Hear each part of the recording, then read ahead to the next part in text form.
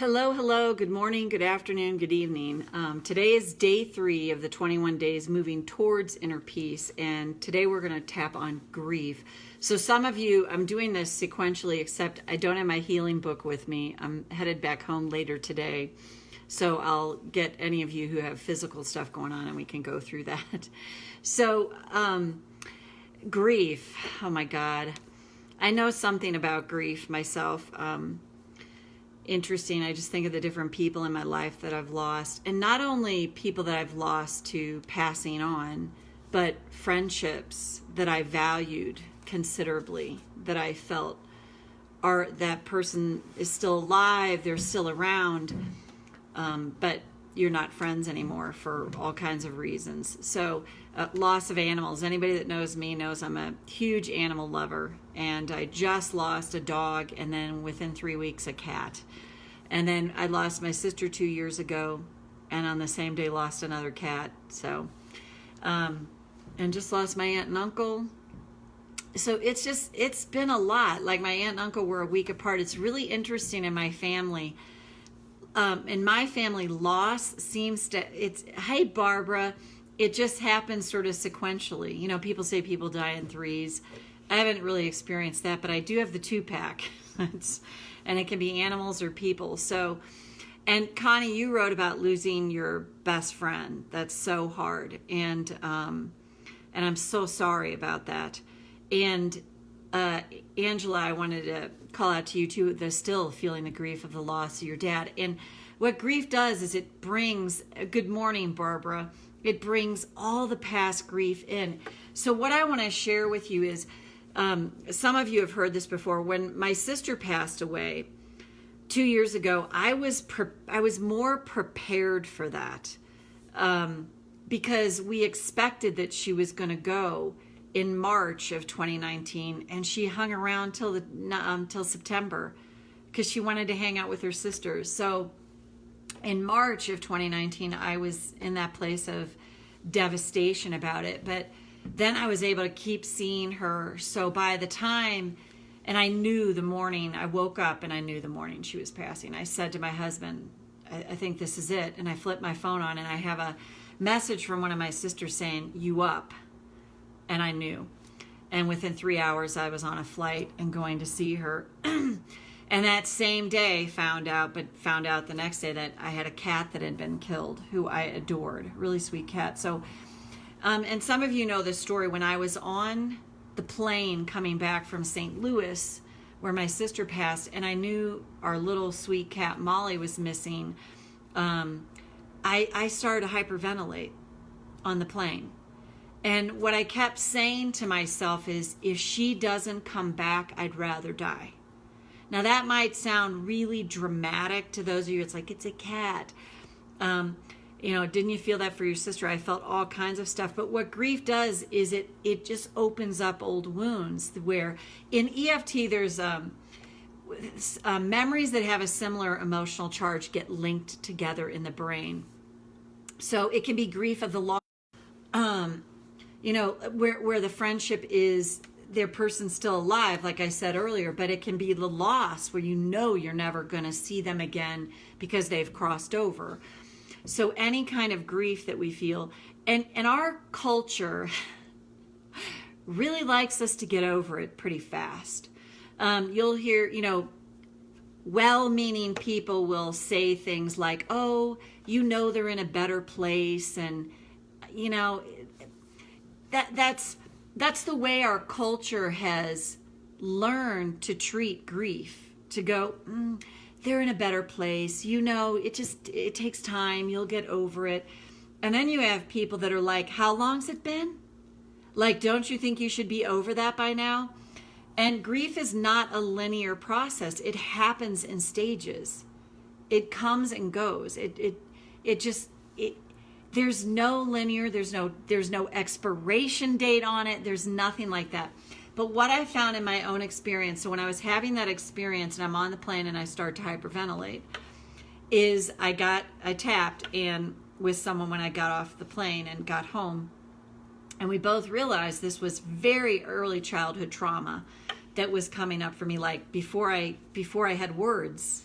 before you had words. So if you get stuck in an emotion and you're like, I can't get to the bottom of it, it's often something that happened before we had words, before we had vocabulary to express it. So it seems like, what is this? Where is this? We didn't have words for it.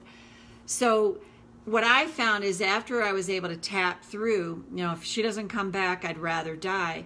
It was this, when it sorted back to 6 months old, which I have no cognitive memory of whatsoever, but I've heard stories about what happened. My whole family was in a car accident, and my family was gone for a while as an infant. So when I was able to tap through that, the gal that I was tapping with knows me really well. And she goes, oh my God, we're tapping on this 6-month-old thing. And I go, I know it. And I had such epic stuff coming up. There were moments I honestly felt like I was going to throw up. And I say this not to scare anyone, but I know the path of tapping. So I'm willing to go there. And I would tell any of you that have fear about that, just be very gentle with yourself. Take it slow. You make sure that you manage yourself in that way, and don't go beyond where you feel like on your own you're capable of. Otherwise, get some help, if that makes sense. Absolutely get some professional help. So today we're just going to tap on allowing grief to release a bit. So when I got through that, what I was left with is that intense pain and suffering that I was feeling was actually gone. The trauma was gone. And this is how I describe it. I was left with amazing, beautiful grief. Grief that is about loving my sister, sentient beings, my animals, and allowing my expression of that to know that I'd loved so fully and lost, without all the trauma mixed in with that. So that's where grief gets really kind of wonky for people. And that's where our culture's like, can you get over it?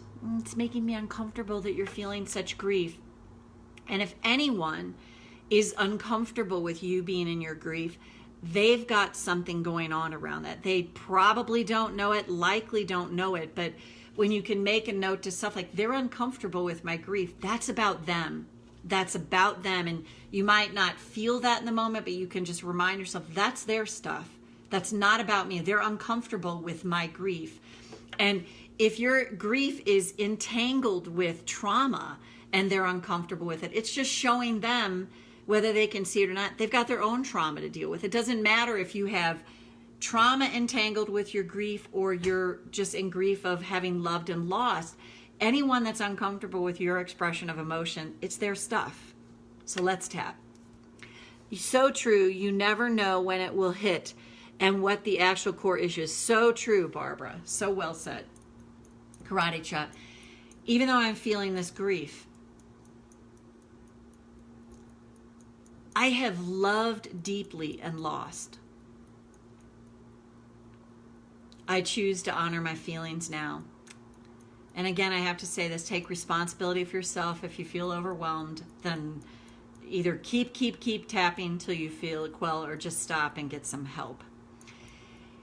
Even though I feel this intense grief, and sometimes I tell myself, I should be over this by now. I choose to acknowledge this judgment now. Even though I am feeling grief,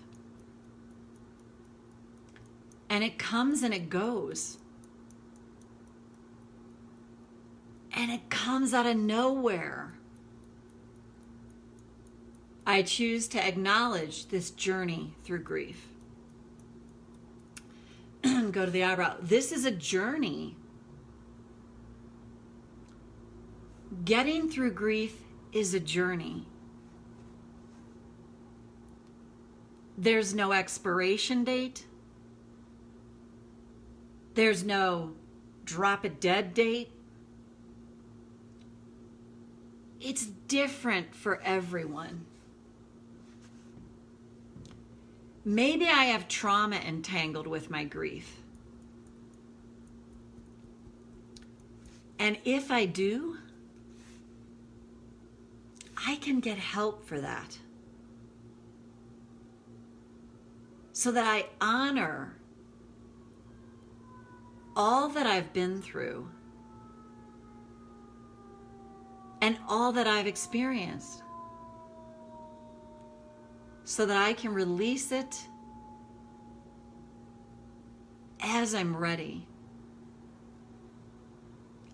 I miss them so much sometimes.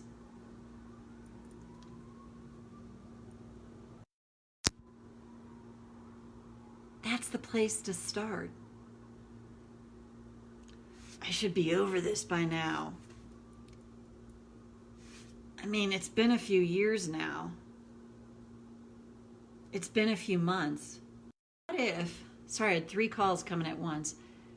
Grief is a journey that's unique to me. And by honoring my journey through grief, I do the best thing I can for myself. I love and honor me. No matter what the culture tells me or anyone else thinks. So take a breath. So I would say grief, you can go a lot more deeply into that for this. I want to keep it kind of here.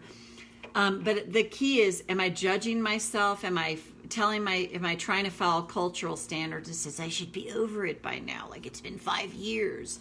Am I doing any of that? And that's the first place to start.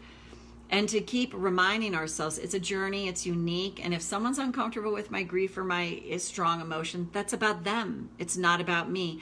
And we have to have that conversation with ourselves all the time, because it's easy to forget. It's easy to fall asleep to that.